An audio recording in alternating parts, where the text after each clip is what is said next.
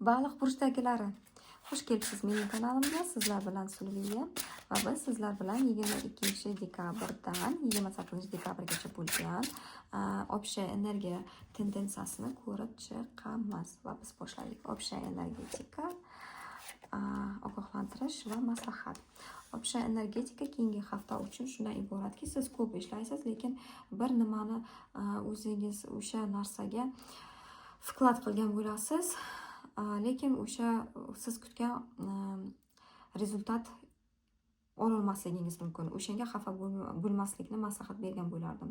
Balki kimdir o'zini oilasiga nisbatan o'sha oilani saqlab qolishga harakat qilyapti, lekin u kutgan rezultat bermayapti. Shunaqa holatlari bor. Ogohlantirish o'sha strukturadagi insonlarga, katta lavozimda ega bo'lgan holatdagi insonlarga ehtiyot bo'ling.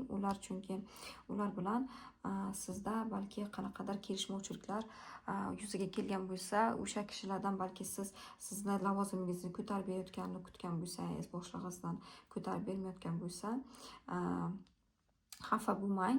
Chunki balki hozir shunaqa holatdir, shu holatni o'tish kerakdir. Balki siz o'zingizni holatingizni qaytadan ko'rib chiqishingiz kerakdir. Balki boshqa joyga o'tib ketishingiz kerakdir. Balki boshqacha yo'l tutishingiz kerakdir. Lekin bu odam o'sha tepada, yuqorida o'tirgan boshliq rolidagi insonlar sizni hayotingizda eng asosiysi o'sha bu hafta o'sha ko'p rol o'ynaydi va nimagadir ko'proq shunaqachi insonlar bilan siz qanaqadir ish yuritishingiz kerak bo'ladi. Balki qanaqadir o'zaro muloqotda bo'lasiz va muloqot shunga olib kelyaptiki, maslahat shunga olib kelishi mumkinki, siz ko'p yo'qotishlarga erishishingiz mumkin. Iltimos, ehtiyot bo'ling, o'zingizni kontrol qiling. Nimaga deganda, bu muloqotingiz oqibat balki sizni qanaqadir bir krizis holatiga qo'yib qo'yishi mumkin. Bu krizis ham puldan, ham energiyadan, ham har tomonlama yo'qotish hisoblanadi.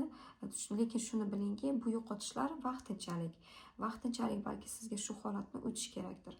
Shuni bilingki, eng asosiysi krizis hammada ham bo'ladi. Krizisdan eng asosiysi tezroq chiqib ketishga harakat qilish kerak, ko'p o'tirmaslik kerak. Va siz oila a'zolaringizga ko'proq o'zingizni e'tiboringizni qarating va o'sha tarafdan siz o'zingizni yaxshi his qilishingiz mumkin, yaxshi energiya to'plab yana qaytib tiklashingiz mumkin o'zingiz holatingizni. Xo'p, izohlarda o'zimning YouTube kanalimga silkamni qoldiraman. Iltimos, silka orqali YouTube kanalimga o'tib obuna bo'ling. Paka-paka.